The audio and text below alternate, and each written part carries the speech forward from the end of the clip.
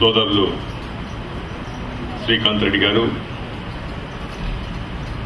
వేదికపై ఉండబడిన పెద్దలు, గౌరవనీయులు, మాజీ శాసనసభ్యులు, మాజీ ఏపీఎస్ఆర్టీసీ చైర్మన్ గౌరవనీయులు ప్రకాష్ రావు గారు, ఇప్పుడే అర్జెంట్ పని మీద వెళ్ళిన ఈ న్యూజెర్సీ గౌరవనీయులైన కాంగ్రెస్ మెంబర్ ఉపేంద్ర గారు, దామోదర్ గారు, మోహన్ రెడ్డి గారు, ఇక్కడికి విచ్చేసిన పెద్దలకు, సోదరులకు, సోదరిమలకు, స్నేహితులందరికీ నా హృదయపూర్వక నమస్కారం తెలియపరుస్తున్నాను. మహేందర్ రెడ్డి, పర్టికులర్ మహేందర్ రెడ్డి.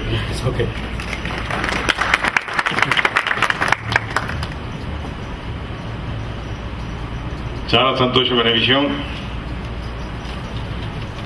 ఏదైతే నేను గౌరవనీయ రాష్ట్ర ముఖ్యమంత్రి రాజశేఖర రెడ్డి గారు, అదేవిధంగా నా సహచర మంత్రివర్యులు రఘువీరారెడ్డి గారు, మీ ముగ్గురం మాతో పాటు మా టీం అమెరికా పర్యటన సందర్భంగా ముఖ్యమంత్రి గారు, అదేవిధంగా రఘువీరారెడ్డి గారు 10వ తారీఖునే అమెరికా నుంచి సింగపూర్ పోయి అక్కడి నుంచి ఆంధ్ర రాష్ట్రం చేరుకున్నారు. ముఖ్యమంత్రి గారి ఆదేశం మేరకు, వారి అభిప్రాయం మేరకు ఏదైతే అమెరికా దేశంలో మన ప్రవాస ఆంధ్రులు ఉన్నారో కొన్ని ముఖ్యమైన పట్టణాలు, ఐటీ, సాఫ్ట్వేర్ కంపెనీస్ సంబంధించిన వారిని కలుసుకునే ప్రయత్నం చేసేందుకు వాషింగ్టన్ డీసీ, అదేవిధంగా న్యూజెర్సీ, డెట్రాయిట్ నగరాల్లో పర్యటించి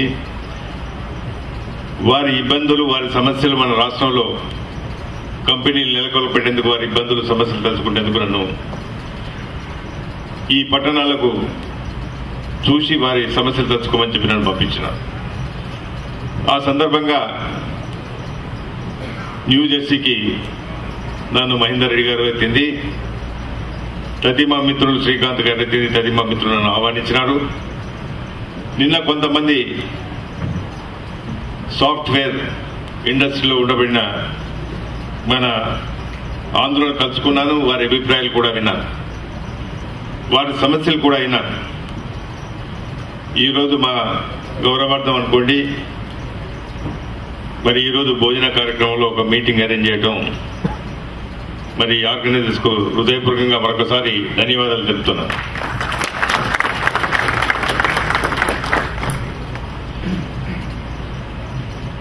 మన రాష్ట్రం చూసినట్టయితే, మన రాష్ట్రంలో ప్రధానంగా రాష్ట్ర ముఖ్యమంత్రిగా గౌరవ రాజశేఖర రెడ్డి గారు పదవి స్వీకారం చేసిన తర్వాత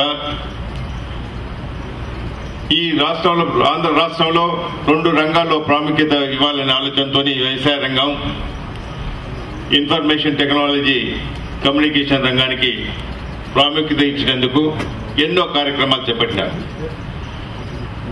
వ్యవసాయ రంగం మన ఆంధ్ర రాష్ట్రంలో కాకుండా మన దేశంలో కూడా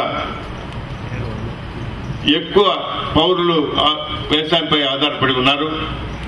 ప్రత్యేకంగా మన రాష్ట్రంలో ఉండబడిన నీటి వనరులు సద్వినియోగం చేసుకోవాలి. కరువు కాటకాలతోని త్రాగునీరుకు, సాగునీరుకు అవస్థలు పడుతున్న సందర్భంగా ఎన్నో సంవత్సరాల నుంచి, స్వాతంత్రం వచ్చిన తర్వాత ఎన్నో సంవత్సరాల నుంచి ప్రభుత్వాలు ప్రయత్నం చేసినా కూడా కొన్ని కారణాల వల్ల పూర్తి చేసుకోలేకపోయినాం. రాజశేఖర రెడ్డి గారు ప్రతిపక్ష నాయకుడిగా ఉన్నప్పుడు తను పాదయాత్ర చేసిన సందర్భంగా కానీ, కరువు యాత్ర చేసిన సందర్భంగా కానీ, బస్సు యాత్ర చేసిన సందర్భంగా కానీ వివిధ గ్రామాల్లో తిరిగినారు.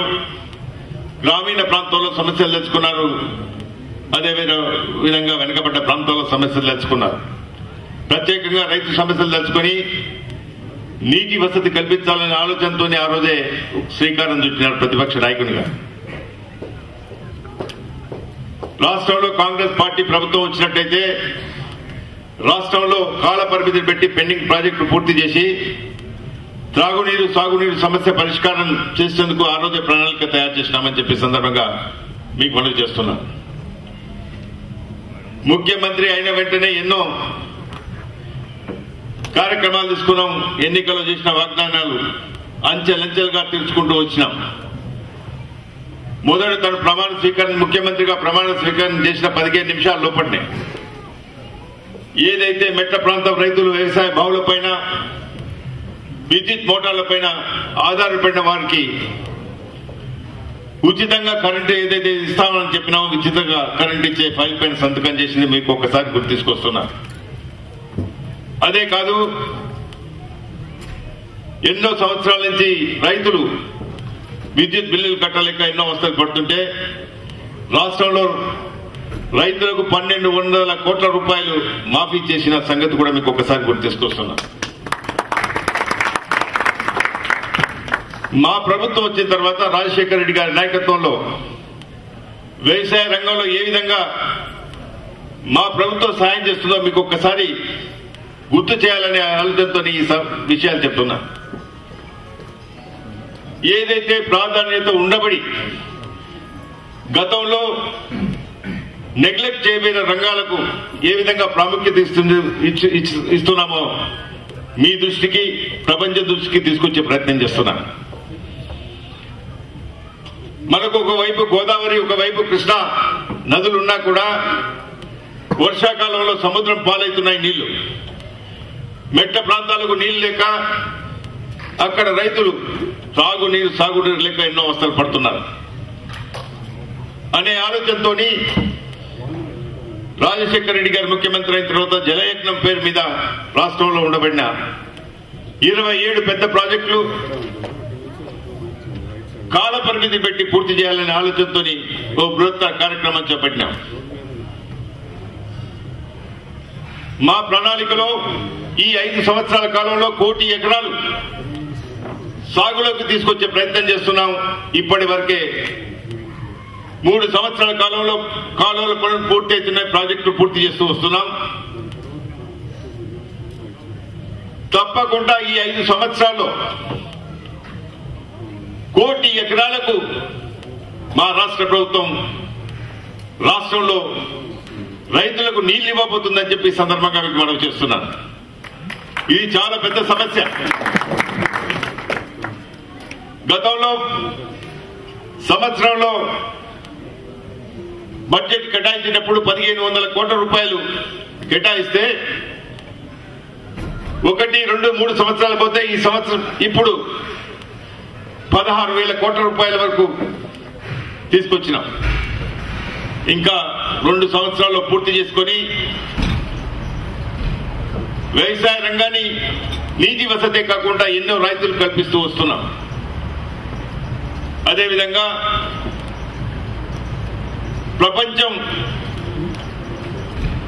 ఐటీ రంగంలో చాలా అగ్రగామిగా ఉన్నది. ఐటీ రంగం ఈరోజు